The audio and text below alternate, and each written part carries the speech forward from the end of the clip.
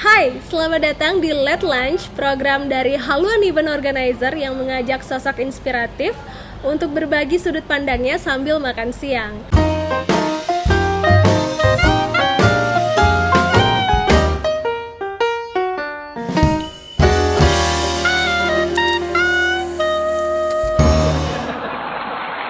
Kenapa makan siang?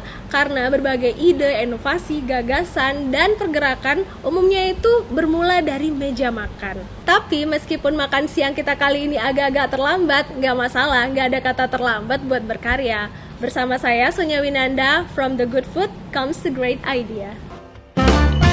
Tamu saya kali ini adalah sosok anak muda, milenial yang saya yakin akan memberikan inspirasi bagi kita semua. Gimana enggak, di usianya yang relatif muda, dia sudah memiliki berbagai jenis usaha.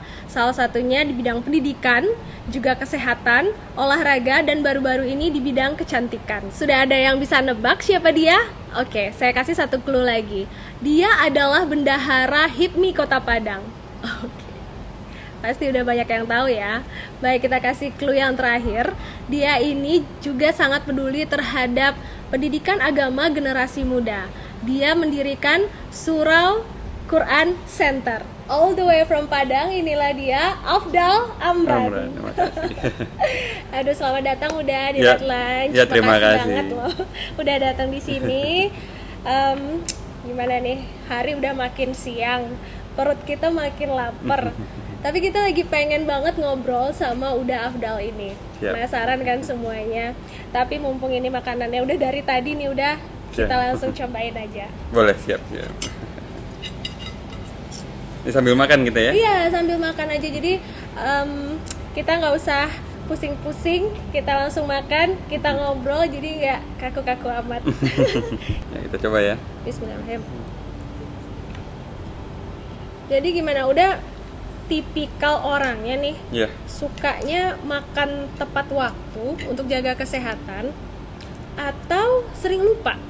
Kalau buat makanan sih sebenarnya makannya yang penting 3 kali sehari. Oke. Ya, 3 kali sehari. Kalau diet sebenarnya nggak ada ya. Jauh dari kata diet sebenarnya. Yang benar. Yang penting sehat aja.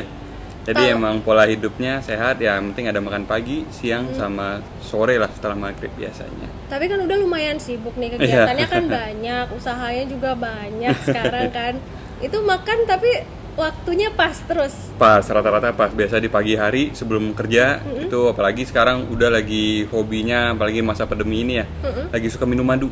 Oh. Ya, jadi sebelum sarapan madu dulu, habis itu ada vitamin, baru sarapan. Supaya apa tuh dah kalau madu?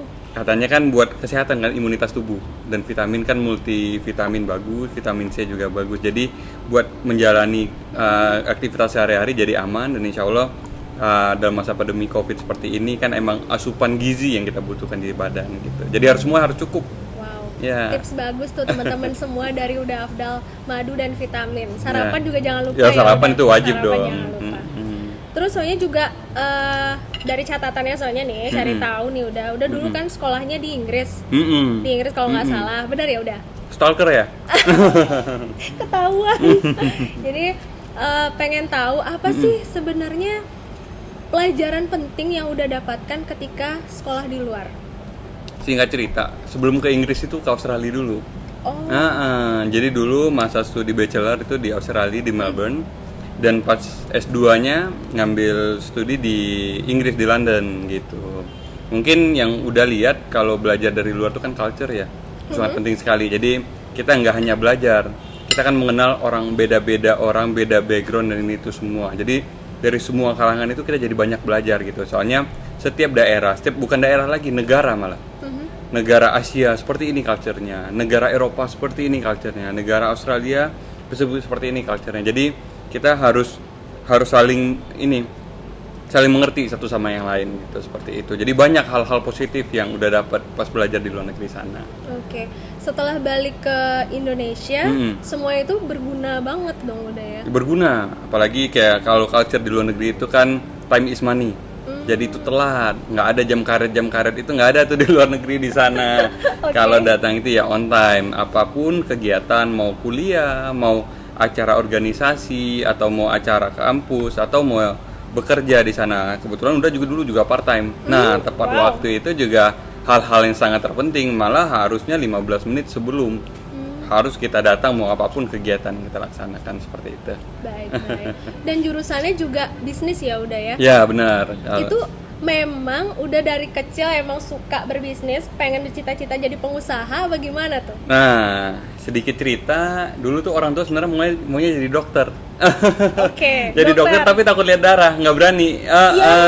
Jadi agak ciut duluan, jadi pas SMA lihat darah agak takutan. Oke, Jadi terus? makanya punya pemikiran nggak mau jadi dokter, niatnya emang pengen jadi pengusaha dulu, dan pengen ke luar negeri itu karena dari kecil udah suka bahasa Inggris.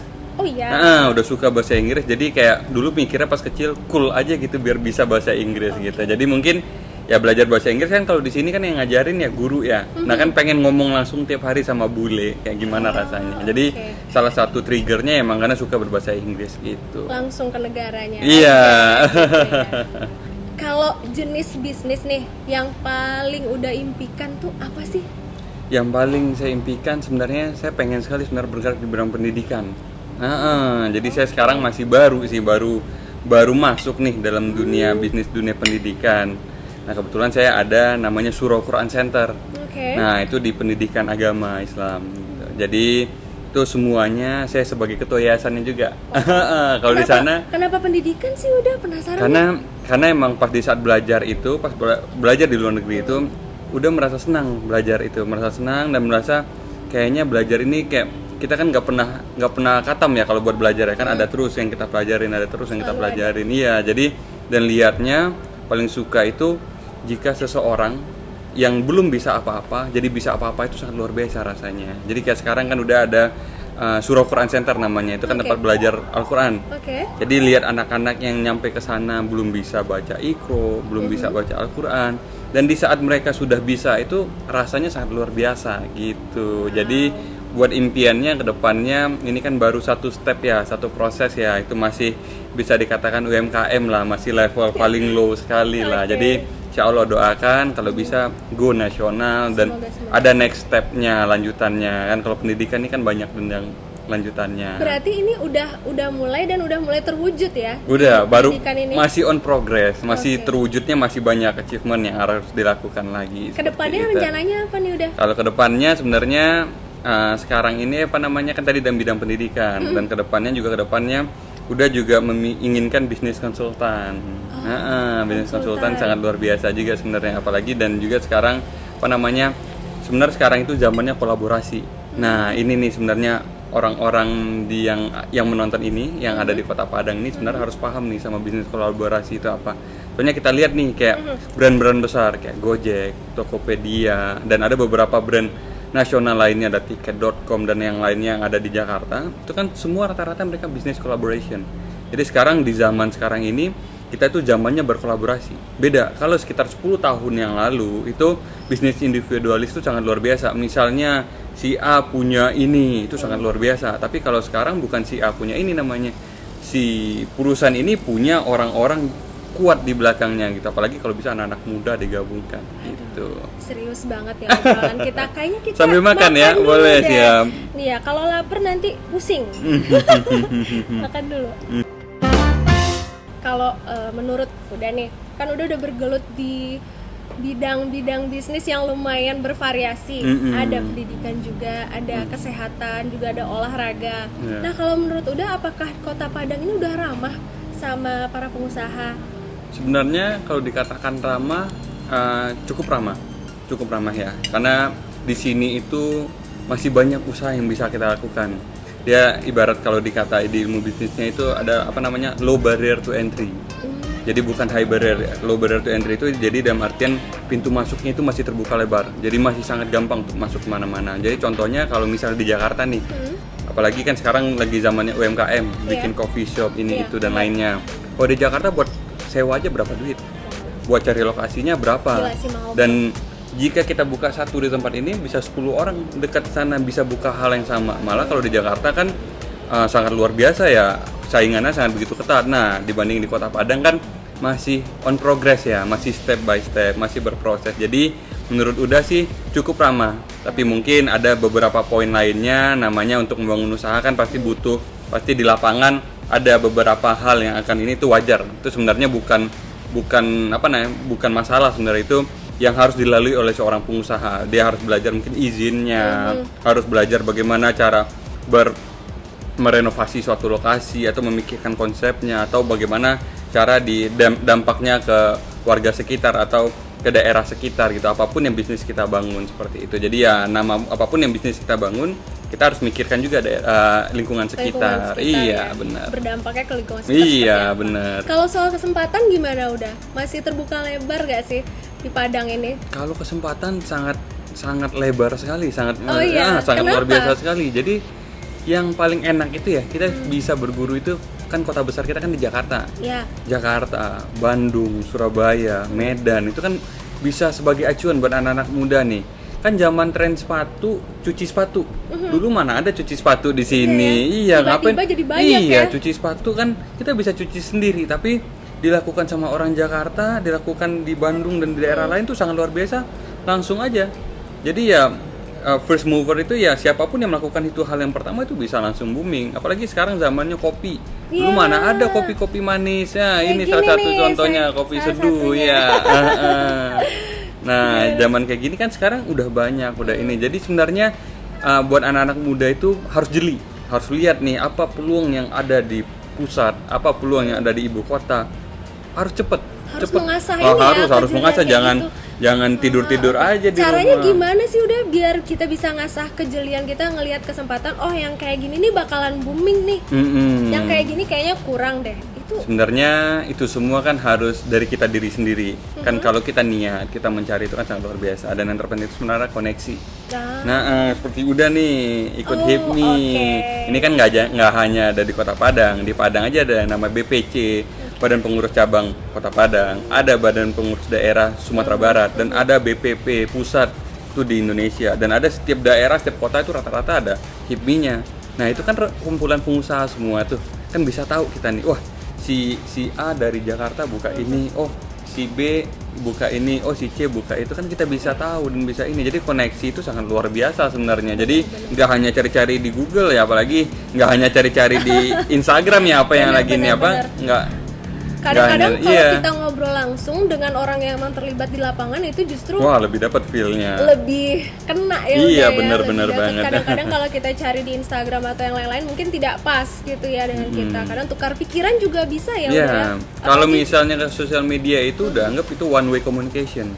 Jadi one way communication, kita searching apa yang ada. Jadi kan kita hanya membaca. Yang terpenting itu sebenarnya two way communication. Jadi bisa ngobrol langsung sama yang ownernya, ini ngomongnya. Tapi jadi udah jarang, jadi harus tahu. Jadi misalnya kita kan bisa nanya struggle-nya apa kunci suksesnya apa, itu kan bisa pembelajaran buat kita. Jadi ya koneksi itu sangat terpenting sekali. Iya. Kita makan lagi. Oke, siap, sambil kita makan ya. lagi. Kopi seduh ada di mana aja nih udah? Nah, di Padang ini sebenarnya toko kopi seduh ini pusatnya pertama di Bandung. Oh, di Bandung awalnya. Awalnya di Bandung, terus merger sampai ke Jakarta. Ada beberapa titik di Jakarta, dan di Kota Padang itu ada di Ujung Gurun pertama, yang gerai pertamanya. Yang gerai keduanya ada di Taplau, pinggir pantai. Oke. Gerai ketiganya ada di Ratulangi.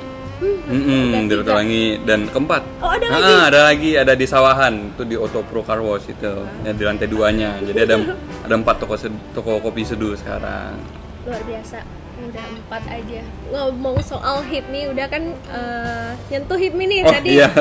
Gimana ceritanya udah bisa masuk HIPMI dan sekarang dipercaya pula jadi bendahara di HIPMI ya? Sharing dong ke kita. Iya, siap. Gimana? Sebenarnya kan pas dulunya kan stay di luar, kuliah di luar. Jadi udah lihat nih kakak saya ada Bang Fatli. Itu kebetulan dia ketua HIPMI Kota Padang dulunya. Ada 2-3 periode sebelumnya. Dan habis itu ada Bang Irfan, dia juga ketua HIPMI Kota Padang juga. Dan ada kakak saya juga satu lagi, itu bergelut di BPD HIPMI Sumbar. Dan pas saya balik pulang, saya cukup tertarik karena saya kan pengen belajar bisnis. Jadi pas awal pulang itu kan mau memulai bisnis nih, tapi kan masih bingung kayak daerah lingkungan sekitar kan harus menyupport juga. Jadi awal muasalnya ya saya dijadikan anggota HIPMI. Pas kakak saya ini saya dijadikan sebagai anggota HIPMI biasa di BPC Kota Padang, dan alhamdulillah kita kan per 3 tahun ya, kita kan ada rotasinya. Jadi pas di saat waktu itu pemilihan ketua baru, dan alhamdulillah saya diberi amanah nih sama ketua yang terpilih. Iya, Ketum Roksas namanya, ketua yang terpilih, saya diamanahkan menjadi bendahara umum PPC HIPMI Kota Padang. Dan insya Allah kan tantangan baru ya buat saya ya, tapi ya insya Allah saya jalankan. Tapi belajarnya deket ya, bisa sama abang. Iya bener, alhamdulillah disupport sama keluarga. Disupport sama keluarga, ini juga penting ya teman-teman. Support system selain teman-teman, selain koneksi di luar, keluarga juga adalah orang yang paling penting untuk mendukung kita. Ya silakan, udah lanjutkan. Siap, ya. Nah, dari tadi pertanyaannya kayak serem-serem ya. Iya nih. Kita mau kasih games kecil buat Uda, Afdal. Jadi nanti Sonya bakalan kasih 2 kata, nanti Uda pilih dan alasannya kenapa. Oke, tapi harus cepet ya jawabnya, nggak boleh terlalu lama. Nggak boleh mikir ya? Nggak boleh mikir. Hanya 1 atau 2 detik aja. Oke, kita mulai ya. Bisnis atau politik? Bisnis. Kenapa? Karena emang kan niatnya dari kecil pengen jadi seorang pengusaha. Dari kecil bukan cita-citanya bukan jadi seorang politikus. Niat kecilnya seorang pengusaha, jadi harus dijalankan dulu. Kan mimpinya. Baik. Tapi kalau ada sedikit pancingan ke politik atau godaan-godaan ke politik gimana? Kalau buat saat sekarang ini kan masih fokus nih dalam bisnis, dalam mau jadi seorang pengusaha. Soalnya kan ini udah kan masih level 0 banget nih, masih baru banget sebenarnya. Kalau bayi ini sebenarnya baru coba merangkak, jadi baru belajar banget. Jadi mungkin pengen fokus dulu lah sekarang. Nah, di dalam usaha dan bisnis seperti itu. Baik. Kita masuk yang kedua. Berpengalaman atau berpendidikan? Berpendidikan. Why? Soalnya emang kan sayanya backgroundnya kan dari masa studi kan dari S1 kan langsung S2. Itu kan sebenarnya pendidikan dulu yang saya tempuh gitu. Sebenarnya kalau boleh jujur agak terlalu cepat buat balik ke Indonesia. Saya sebenarnya insya Allah niatnya dari awal pengen melanjutkan studi. Karena kan suka di bidang pendidikan ya, awal dibilang. Niat awalnya sebenarnya pengen melanjutkan studi S3 dulu. Tapi ya karena waktu itu balik dan coba di dalam dunia usaha, alhamdulillah keterusan. Nah akhirnya jadi ilmu pendidikannya padahal kangen nih, pengen belajar lagi. Soalnya udah merasa masih banyak sekali hal yang kurang udah pelajari. Nah kalau pengalaman kan mungkin ya by ongoing progress ya, apa yang bisa kita dapat. Tapi kalau udah sendiri udah emang suka di dunia pendidikan. Suka banget. Teman-teman ada yang kangen belajar. Kalian kangen nggak belajar? Nggak. Kayak. Oke, satu lagi ya. Lari atau sepeda? Sepeda. Yeah. Oh ya, kenapa? Lagi doyan banget nih. Wah, udah ada komunitas sepeda di sekarang. Udah 2 malah komunitas. Mungkin mau jadi 3 komunitas sepedanya nih. Banyak banget, apa aja udah? Kalau sekarang udah kan di bidang ada komunitas sepeda lipat. Namanya Padang Folding Bike. Jadi ini udah baru anniversary 1 tahun yang lalu. Sebenarnya dulu udah suka sepeda. Nah kebetulan komunitas ini terbentuk, jadi udah ikutlah komunitas Padang Folding Bike ini. Jadi cukup rutin, seminggu bisa 3 kali atau 4 kali. Malah kemarin 2 hari yang lalu malam goes, pagi goes, malamnya lagi goes. Habis itu tepar. Luar biasa. Soalnya kalau di pandemi sekarang kan kalau olahraga sepeda kan salah satu yang dianjurkan ya, karena outdoor activity ya. Jadi emang apa sih udah asiknya sepeda dibanding olahraga yang lain ya? Nah, kalau sepeda ini yang udah lihat kan udah kan juga kan olahraga di luar. Jadi kita landscape-nya kan Kota Padang ini kan sangat luas sekali ya. Kita kan nggak pernah tahu. Misalnya biasa ya kita kan beraktivitas ya di sini dari titik on point A ke B ke C, kan itu aja diputar terus, jalan itu aja terus. Kalau jalan sepeda kan ada banyak jalur yang nggak bisa dilewati, mau lewati mobil apa sama motor. Nah itu kan sepeda kan kadang bisa dilewati, kalau nggak bisa lewat kan bisa diangkat sepedanya. Jadi udah suka tuh kalau minggu suka keluar kota. Jadi explore. Kadang berhentinya bisa berenang, bisa nyampe di atas gunung, bisa berenang atau lain-lain. Sangat luar biasa sebenarnya sekarang. Tapi bakal bosen nggak sih? Soalnya kan sekarang lagi in banget tuh, kalau nggak in Tergantung. Karena balik kalau tergantung orang ya, tergantung orang. Kalau udah sekarang udah suka, udah passion rasanya di sepeda. Malah kan udah bilang mau ada 3 komunitas, ini udah ada 2 komunitas. masuk 3. Tadi ada Padang Folding Bike dan satu ada Bosbar, Brompton Owner Sumbar. Nah kebetulan ini udah sama temen berdua menjadi foundernya. Kita yang bikin komunitasnya, iya. Jadi bikin kita rangkul nih. Kalau Brompton itu kan lebih ke mereknya ya. Jadi kita rangkul beberapa orang. Nah itu dari beberapa kalangan. Enaknya juga bersepeda kan banyak koneksinya. Kan orangnya beda-beda. Kita ketemunya kan beda-beda. Jadi kan sambil goes ketemu ada Pak Dokter. Sambil goes ketemu Bapak ini. Di hari pertama udah ingat sekali nih sedikit cerita. Hari pertama udah goes nih. Hari pertama goes, jadi pas baru perkenalan, pas kita makan kita perkenalan. Si Mas dari sana, si Mas dari sini. Jadi ada salah satu orang, saya ingat sekali namanya, ada Bang Ari namanya. Dia kerja di Telkomsel. Dia bilang kalau ada apa-apa kabari saya. Kebetulan kartu saya mati. Jadi kartu saya mati, saya tahu nih antriannya kan luar biasa. Iya benar-benar. Kan banyak ya, dan kebetulan saya kan ada aktivitas yang saya lakukan. Jadi kalau bisa kan pas karena ada saya kenal, jadi enak buat berhubungan kan, buat menanya ini itunya kan jauh lebih gampang gitu. Sebenarnya buat dapat nomor telepon orang itu kan nggak gampang. Dan kan setiap orang kan beda-beda. Kan setiap orang kan punya kelebihan masing-masing gitu. Dan waktu itu juga ada temen kerjanya di bandara. Kan kadang nih ada nih pas bawa sepeda ke bandara kan lebih beratnya. Saya telepon teman saya. Nih, ini gara-gara sepeda berat nih. Udah dibantuin. Jadi ya lebih digampangkan. Sebenarnya banyak hal-hal positif, hal-hal. Jadi kalau kita pikirkan jangan hanya bersepeda, tapi lihat hal-hal ke depannya. Mungkin nggak besok ada keuntungan, tapi di beberapa hari kemudian, iya. Wow, panjang nih. Soal kalau hobi kayaknya panjang. Nggak selesai. Panjang, obrolannya ada aja kemana-mana. Oke, ini terakhir lagi nih. Katanya tadi terakhir lagi gimana sih? Oke, masih penasaran? Satu lagi, please. Oke.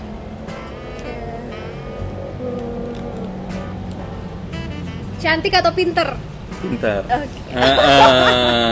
Cepet ya, nggak pakai mikir loh. Kenapa udah? Ya kalau yang pinter kan udah sebenarnya kan awalnya tadi kan udah ngomong suka di bidang pendidikan. Jadi mungkin butuh teman curhat gitu. Jadi mungkin nanti buat berikutnya kan kalau teman curhatnya kan enak, bisa denger nyambung sebenarnya kan, yang penting yang bikin nyaman gitu. Iya. Aduh, ini nggak pakai mikir, nggak pakai apa, langsung tahu.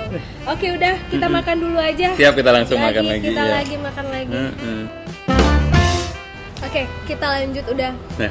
Tadi ngomong-ngomong soal HIPMI, balik lagi ke HIPMI. Ada dengar-dengar nih hashtagnya lagi beredar di mana-mana, itu bantu usaha teman. Bisa dijelasin ke kita apa itu bantu usaha teman? Ya, sebenarnya bantu usaha teman itu adalah program dari HIPMI pusat. Ya, jadi itu diturunkan ke HIPMI BPD dan diturunkan lagi ke BPC. Kan udah kan di BPC HIPMI Padang. Jadi gunanya kan di masa pandemi ini kan perekonomian kan sangat sulit sekali ya. Sangat sulit sekali. Jadi dalam artian kan duit ini kan harus mutar sebenarnya. Ya, jadi kan biar perekonomiannya lancar kan sebenarnya duit itu harus berputar. Jadi lebih dikerucutkan lagi sebenarnya. Jadi bantu teman itu dalam artian jadi sesama kita kalau ada yang usahanya, apalagi sekarang kan lagi trennya makanan delivery atau seperti itu kan, ada orang yang bikin dessert, ada bikin minuman, ada bikin ini itu dan lain gitu. Jadi kalau bisa uang kita masuk ke duit teman. Jadi teman ada modal, jadi dia gerakan, jadi perputaran uang itu di daerah sekitar kita. Nah, kalau perputaran uang itu di sekitar daerah kita, jadi perekonomian kita sebenarnya bisa maju gitu. Jadi jangan uang disimpan jadi semakin anjlok nanti Indonesia gitu. Wah, ini bagus banget sih idenya bantu usaha teman, dan harusnya ya seperti inilah nggak sih? Jadi bisa hidup sebenarnya. Jadi perekonomian jadi bisa hidup walaupun ada COVID-19, ada corona di luar sana. Tapi kalau sesama kita masih ada cash flow yang berputar kan masih bisa sama-sama hidup. Nah, kalau sama-sama hidup kan sama-sama bahagia semuanya gitu. Sangat luar biasa. Nah, bicara soal COVID-19 tadi, kalau menurut Uda gimana sih masa depannya UMKM sekarang? Padahal nih suasana atau kondisi lagi sulit banget. Ada nggak sih masa depannya nanti nih Uda? Sebenarnya masa depannya sangat luar biasa. Oh ya? Ya, dia kan ada beberapa kacamata nih kita lihatnya. Kalau misalnya di COVID-19 sekarang ini sebenarnya kan ada beberapa usaha yang terdampak itu pasti ada. Betul. Rata-rata usaha offline itu pasti banyak yang terdampak. Tapi kan usaha online kan sangat luar biasa karena orang lebih banyak di rumah. Jadi kan usaha online ini kan sangat luar biasa. Jadi udah lihat tuh sekarang 37% kenaikan penjualan. Nah, jadi jangan salah-salah. Justru Jangan bilang naik ya? jangan bilang usaha lesu letih semua. Ada beberapa efek. Soalnya gara-gara orang di rumah, orang lebih sering bermain HP dan orang lebih konsumtif. Wah. Nah, jadi orang lebih konsumtif, jadi orang lebih suka belanja sekarang. Itu peluang banget ya. Nah, itu sebetulnya. sebenarnya bisa dijadikan peluang. Jadi, untuk anak-anak muda yang bergerak di bidang UMKM, pasti ada yang terdampak. Pasti ada yang terdampak karena mungkin kita kan di sini harus ada regulasi ya dari pemerintah. Apalagi kan lagi COVID-19 ini ada beberapa regulasi yang biasanya mungkin kita bebas. Mau nongkrong mungkin dalam satu kafe bisa 100 orang, sebanyak meja kita bisa nongkrong. Kalau sekarang kan mungkin dari 100 kursi kan mungkin dibagi-bagi disilang-silang ya. Itu kan jadi 50 jadi setengah. Nah, mungkin kita harus berganti pikiran. Itu kan offline-nya. Kan bisa kita online kan. Online kan nggak harus 100 meja, nggak harus 100 malah bisa lebih sebenarnya. Jadi, soalnya bilang kan setelah Covid ya. Wah, setelah Covid orang luar biasa lagi. Ya, dan orang yang udah stay di Padang itu bakalan dia hobi kemana-mana, hobi liburan, hobi ini, akan ada turis yang datang ke sini. Jadi siap-siap. Jadi sebenarnya kalau dari sekarang kita harus siapkan nih bisnis plan apa nih kira-kira yang buat kedepannya. Nah, sekarang kayak wisuda ketunda, acara ketunda, kuliah ketunda. Oh, coba kalau udah masuk lagi luar biasa. Toko bunga mungkin dulu wisuda udah setahun ini ditunda, mungkin ntar sekali wisuda sebulan bisa 5 kali wisuda. Wah, bisa langsung lebaran kedua kali orang yang toko Berarti bunganya. memang harus kemampuan kita dong ya untuk beradaptasi sama kondisi dan jangan lengah dong. Jangan lengah. Jadi Jangan ada kesempatan kita malah santai-santai jangan. Iya, mungkin ya mungkin sekarang contohnya kan udah bisa wedding ya, tapi kan di rumah dibatasin. Nah, dibatasin dulu mungkin penghasilan orang fotografer kan ditahan nih gara-gara corona nggak boleh keluar sama sekali. Coba lihat sekarang. Seminggu mungkin bisa 2-3 orang yang langsung kebelet nikah ya. Iya benar. Jadi mungkin kan ditahan. Jadi ya rezekinya kan sangat luar biasa. Nah, kalau misal udah disiapkan dengan tim dan udah di brainstorming dari awal kan nanti jadi kalau tinggal ada job ya tinggal checklist aja, tinggal langsung jalan aja. Nggak ada cerita kita nyerah ya. Nggak ada, nggak boleh. Ada situasi sulit sekarang. Kita putar otak lagi gimana caranya bisa ngambil kesempatan tersebut. Benar banget. Ini soalnya masih penasaran nih udah soalnya biasanya pebisnis itu atau businessman itu ujung-ujungnya tuh ke politik juga loh udah. Ini umumnya ya. Nah, kalau udah sendiri benar-benar ada nggak sih sedikit gitu. Itu kan ke ujung-ujungnya ya. Mungkin ujung-ujungnya nggak tahu nih kapan ujung-ujungnya. Sekarang kan masih jadi bayi. Oke, bener. Kalau jadi bayi jadi merangkak dulu. Mungkin kalau udah udah sukses di kemudian hari nggak tahu. Kita kan kalau garis tangan nggak pernah tahu ya. Bener. Garis tangan kan nggak pernah tahu. Mungkin nanti jadi politikus apa bagaimana kan kita nggak pernah tahu. Tapi sekarang belajar merangkak dulu di dunia bisnis. Didoakan merangkaknya cepet, jalan, lari, langsung terbang. Terbang. Baik. Ini kayaknya pertanyaannya udah masuk ke sesi terakhir nih. Udah punya pesan-pesan nggak buat para pebisnis di luar sana yang baru memulai atau baru baru punya ide, baru pengen mulai bisnisnya? Apa nasihatnya nih udah? Ya, ada sedikit nasihat nih yang udah pengen berikan. Yang terpenting itu kan sebenarnya niat ya. Kalau kita buka usaha yang penting niat. Nah, sekarang udah temukan nih. Kadang orang pengen buka usaha, niatnya udah banyak, semuanya udah banyak. Tapi kadang kan dia bilang, aduh, ada finansial, aduh, ada ini, aduh, tempat kurang ini, ini. Jadi banyak, pasti kendala itu banyak. Nah, tapi nggak boleh menyerah. Yang terpenting, soalnya harus benar kita serius menjalankan usaha. Dan kalau udah sarankan, yang terpenting itu sebenarnya bisnis plan.